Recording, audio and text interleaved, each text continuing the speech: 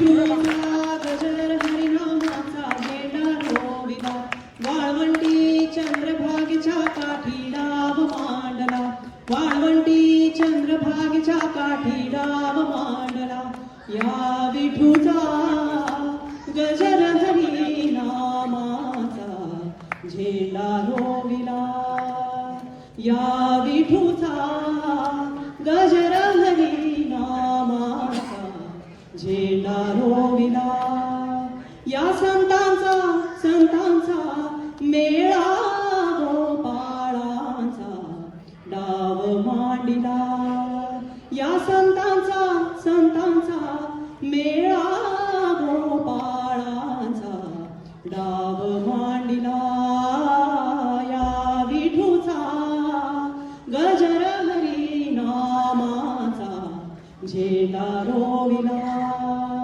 विठूचा गजर हरिनामाचा झेंडा रोविला विठूचा गजर हरिनामाचा झेंडा रोविला विठूचा गजर हरिनामाचा झेंडा रोविला. धन्यवाद.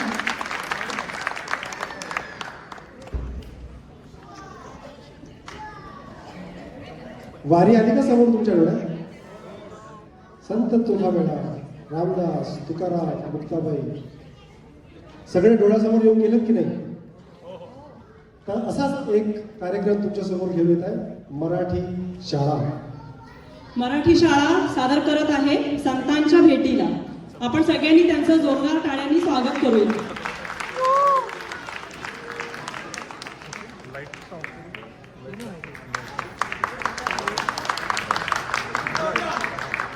आपल्या महाराष्ट्राला संतांची खूप मोठी परंपरा लाभली आहे.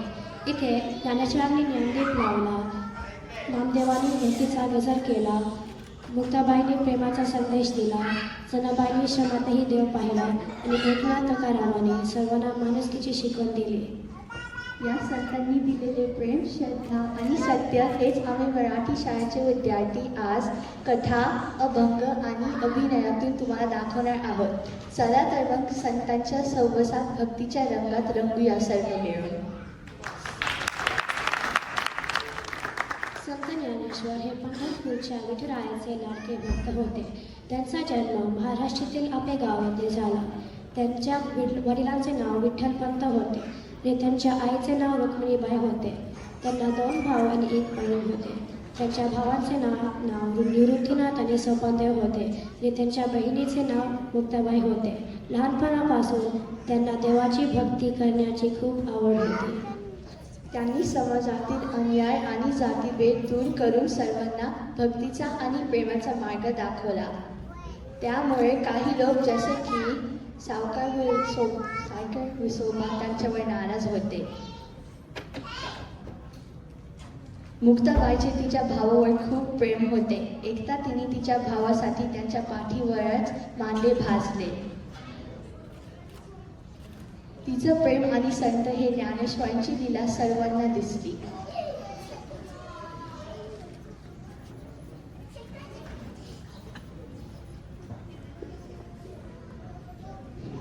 मुक्ता, मला आज मांडे खूप खाण्याची इच्छा आहे. तू बनवशील का? हो दादा, मी आजच बनवते. सखा दादा, मला मातीचे खापर हवे आहे.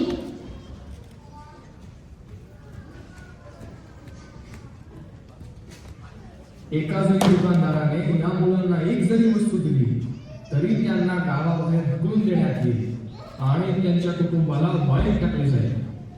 हे मस्तानी मग काय रडत घरी आली. आपल्याला दादासाठी मांडे बनवता येणार नाही याचे तिला फार दुःख झाले. काय झालं? का रडतेस? मुक्ताने घडलेली सगळी हकीकत दादाला सांगितली. बस एवढंच ना? मग तू काय दुःखी होते? आपण छान मांडे बनवले. जा आता तू सगळी तयारी कर.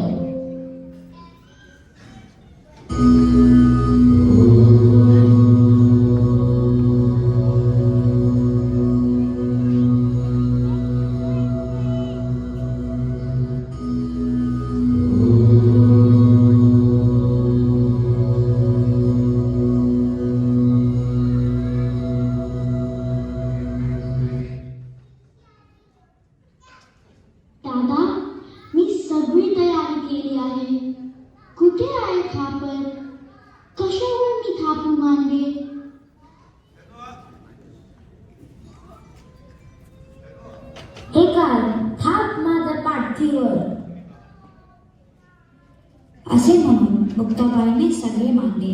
ज्ञानेश्वरांच्या पाठीवर भासले.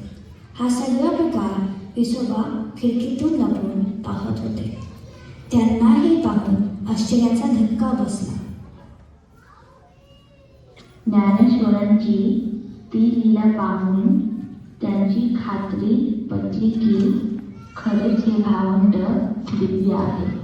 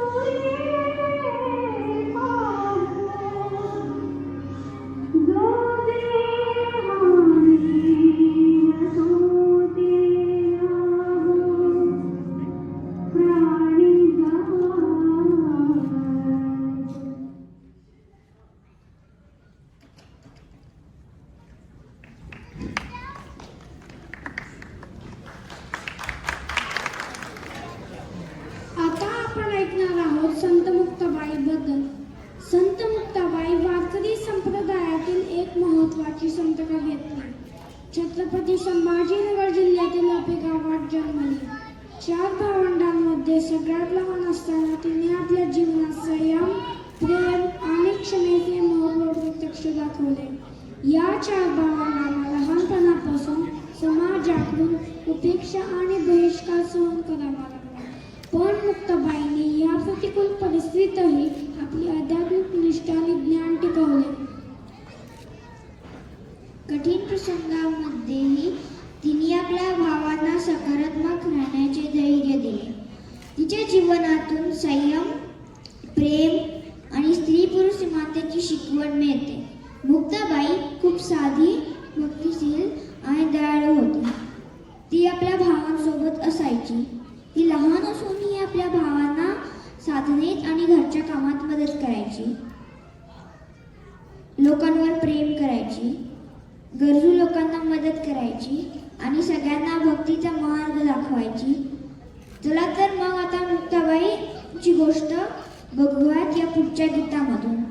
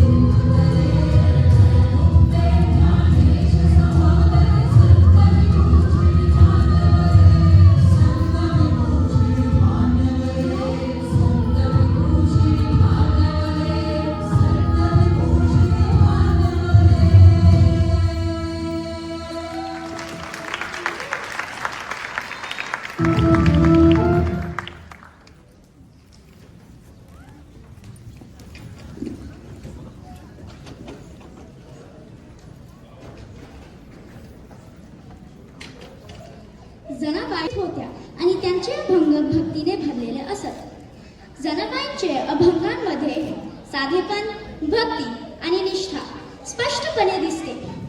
त्यांनी श्री संत म्हणून मराठी भक्ती साहित्याला महत्त्वाचे योगदान दिले आहे. त्यांनी आपले अभंग सामान्य जनतेपर्यंत भक्तीचे संदेश पोहोचवण्यासाठी लिहिले. जनाबाई ही पांडुरंगाची नितांत भक्त होती. पांडुरंग तिला खूप श्रुती चित्र खाऊन परत करत असे. एकदा रात्री कामानंतर तक्राने तो तिच्या स्त्रीची सोपी गेला आणि त्याच्या स्त्रीवर हार तिथेच पडला. दुसऱ्या दिवशी गावकऱ्यांनी जनाबाईवर हार चोरण्याचा आरोप केला. अगेन पांडुरंग प्रसन्न झाला आणि जनाबाईवर संकट आले.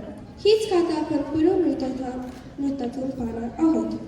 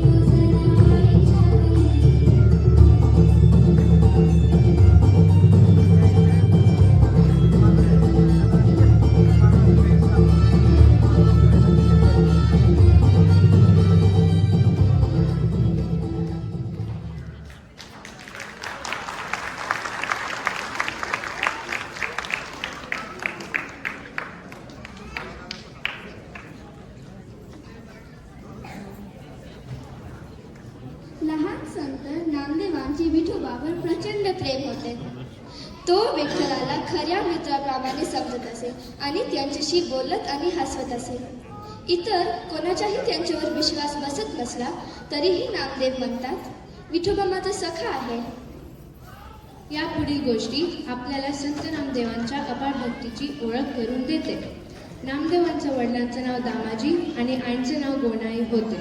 दामाजी पंत विठ्ठलाच्या मंदिराची नियमित देखभाल करत असत. एक दिवस त्यांची तब्येत बिघडली. त्यामुळे त्या दिवशी लहान नामा देवाला नैवेद्य घेऊन गेला. त्याने विठोबाला प्रेमाने अन्नाचा प्रसाद अर्पण केला आणि मनापासून वाट पाहू लागले की विठ्ठल तिथे स्वतः येऊन ते प्रसाद खाईल. त्यांच्या भक्तीने प्रसन्न होऊन विठ्ठल तिथे खरोखर प्रकट झाले आणि त्याने नामदेवांचा हातचा नैवेद्य खाल्ला. खरी भक्ती, श्रद्धा आणि प्रेम असेल तर देव किंवा यक्ष नक्कीच आपल्या समोर प्रकट होईल. या लहान भक्ताच्या प्रामाणिक भक्ती आणि प्रेमामुळे विठोबा स्वतः प्रकट झाले. संत नामदेव हे प्रेम, भक्ती आणि समानतेचे प्रतीक होते. त्यांनी दाखवून दिले की देव फक्त मंदिरात नसतो तर तो प्रत्येकाच्या हृदयात असतो.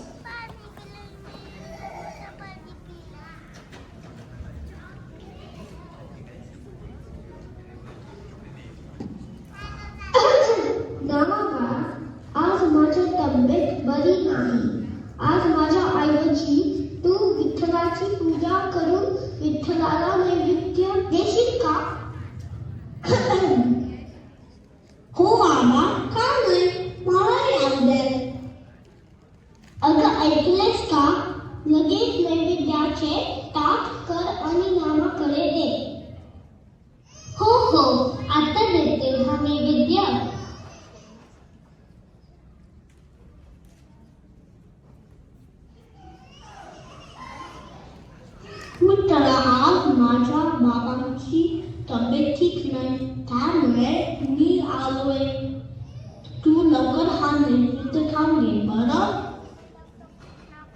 बराच वेळ झाला तरी विठ्ठलाच्या मूर्तीची काहीही हालचाल झाली नाही. हे पाहून नामा रडवेला झाला. त्याला वाटले विठ्ठल आज त्याच्या हातचं नैवेद्य खात नाही. विठ्ठला, रोज तुम्ही नैवेद्य खाता, आज का खात नाही?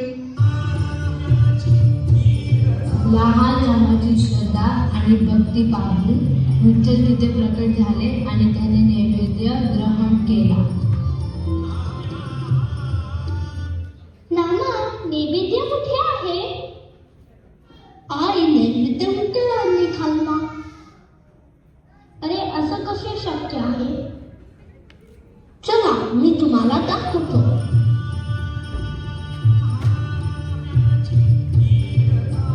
विठ्ठला, मी तुझा साथी तुझा नैवेद्य घेऊन आलोय. माझं साथी तू याच्यात स्वीकार कर.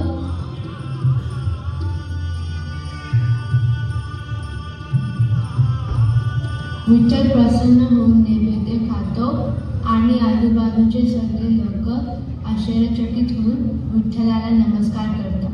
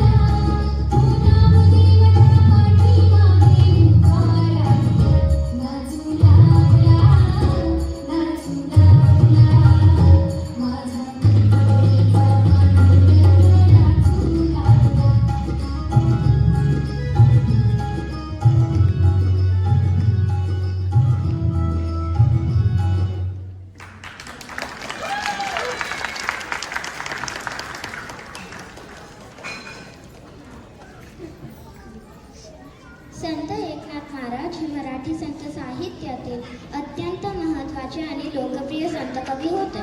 त्यांचा जन्म 1533 साली पैठणमध्ये झाला. एकनाथ हे वारकरी संप्रदायातील प्रमुख संतांपैकी एक मानले जातात.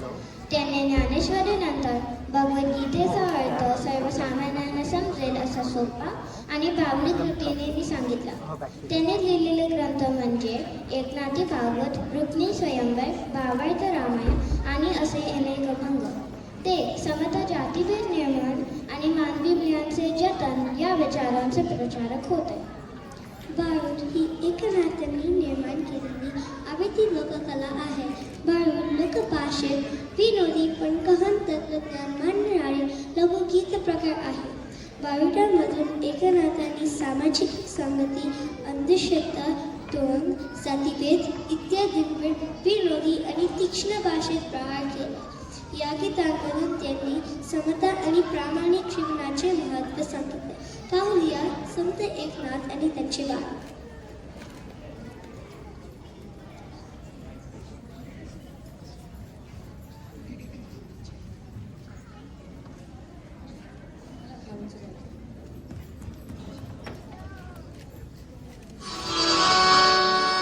सूर्योदय प्रकाश पडला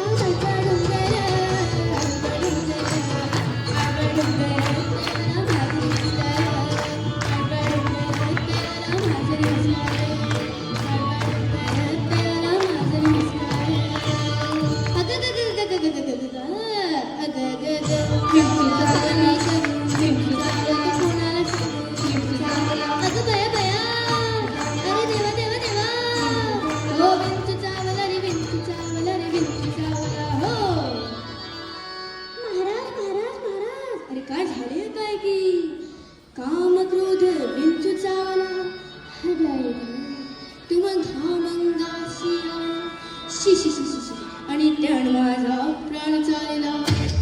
अरे विंचू चावला महाराज, विंचू चावला महाराज. अग ग ग ग ग ग ग अग ग ग विंचू चावला, विंचू चावला, त्याण चावला, विंचू चावला, तुम्हाला सांगू विंचू चावला. अग बया बया, अरे देवा देवा देवा. हो विंचू चावला रे, विंचू चावला रे, विंचू चावला हो. मनुष्येंद्रिय अति दारुण हे दारुण. दारुण म्हणजे काय? दारुण म्हणजे काय? दारुण म्हणजे भयंकर. हा ना, भयंकर म्हणजे काय? अति भयंकर. हा ना, अति भयंकर म्हणजे काय? मैंदाळ भयंकर. आणि मैंदाळ भयंकर म्हणजे काय? तुझ्या तोंडातले दात काढल्यानंतर जितका त्रास होईल तितकं भयंकर. मनुष्येंद्रिय अति दारुण, मज नांगा मारला तिनं आणि सर्वांगी वेदना जाणत्या इंगीची. अरे विंचू चावला महाराज, विंचू चावला महाराज. अग ग ग ग ग ग ग अग ग ग विंचू चावला कामी करू, विंचू चावला तो कोणाला सांगू, विंचू चावला. अग बया बया, हो विंचू चावला रे, विंचू चावला रे, विंचू चावला हो. पुंडलिका वरदे जय विठ्ठल श्री ज्ञानदेव तुकाराम पंढरीनाथ महाराज की जय.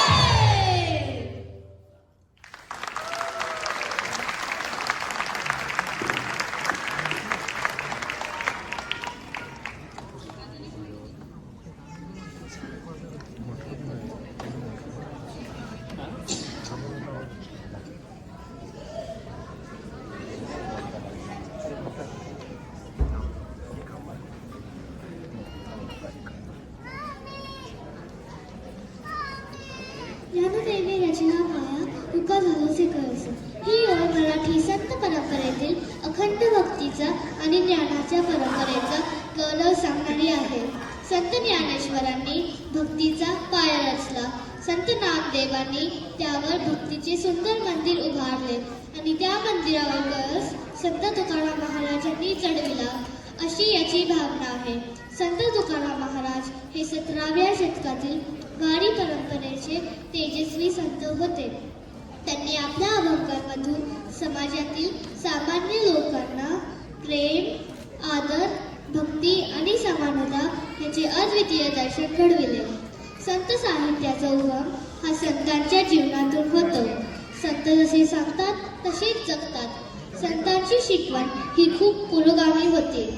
आजही मोठमोठ्या युनिव्हर्सिटीजमध्ये संतांच्या साहित्याचा अभ्यास केला जातो. संत तुकाराम महाराजांनी दिलेली अभंग हे भक्तीच्या सागर होते. ही गाथा 5वा वेद म्हणून ओळखली जाते. समाजातील काही विरोधकांनी ही तुकारामांची गाथा इंद्राणी नदीत बुडवली. त्यावेळी तुकाराम महाराज फार दुःखी झाला. त्यांना वाटले की मी देवाचे नाव हे लिहिलेले शब्द आता कायमचे हरवले. ते उदास झाले. त्यांनी अन्नपाणी सोडले, हरिपाठ कीर्तन सर्व थांबवले. परंतु त्यांची भक्तना ही गाथा पाठ झाली होती. लोकांनी ही गाथाची गजर पुन्हा सुरू केली. त्या क्षणी तुकाराम महाराजांचे हृदय आनंदाने भरून आले. त्यांना लक्षात आले की ही गाथा माझी नाही, ती विठ्ठलाची आहे. देवाचे नाव कोणीही नष्ट करू शकत नाही. त्यांची शिकवण अजून जिवंत आहे.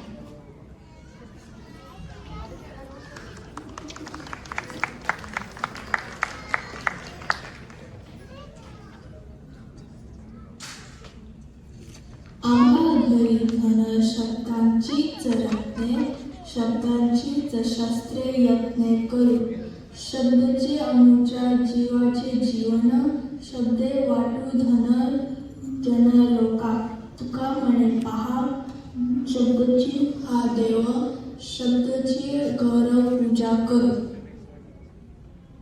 बेटा रंजली गांजली व्यासी जो आपुले, तोची साधू ओळखावा देवतेची जाणावा. लहानपण देगा देवा, थोडी साखरेचा रागा. ऐरावत रत्न चोर, त्यासी अंकुशाचा माळ. जया अंगी मोठेपण, तया यातना मुठीनं. मोळे गाठले हृदया, नाही